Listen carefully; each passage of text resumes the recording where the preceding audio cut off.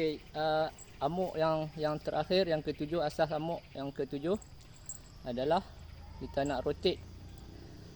Dia adalah tahan bawah, tepih. Dia latihan standard, tepih, atas, kiri kanan, atas bawah lah. Tapi untuk permulaan kita buat pusing dulu macam ni.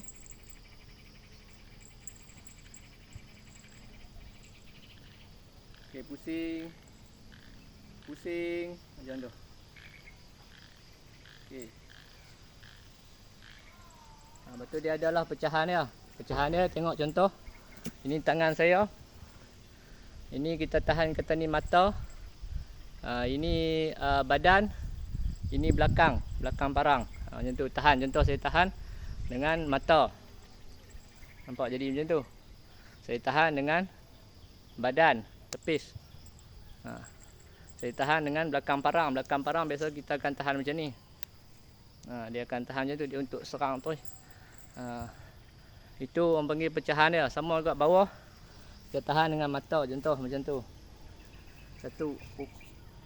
Atau dengan tepis badan, atau dengan belakang. Dia akan, kalau belakang parang dia akan jadi tengok macam ni, nampak. Kalau mata,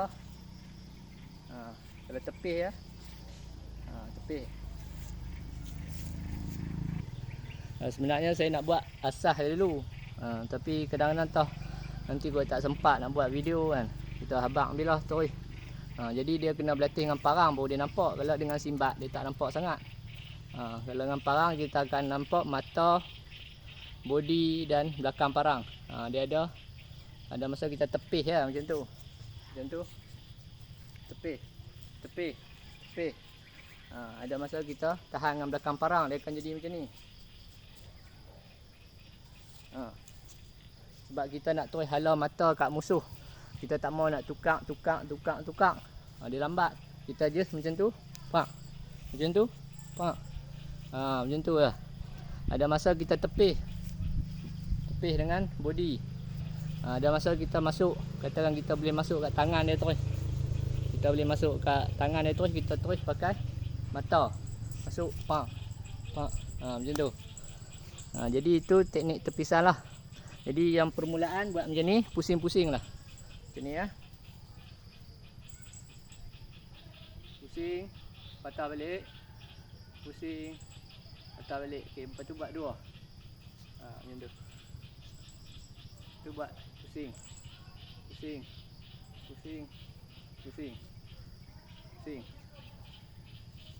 dua. Okey, macam tu. Okey, kemudian nanti buat macam ni. 1, 2, 3, 4. 1, 2, 3, 4.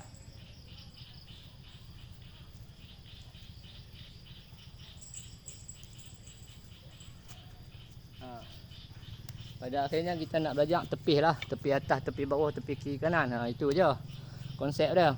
Tapi ada masa kita nak pusing. Ada masa kita nak pusing, kita nak putar.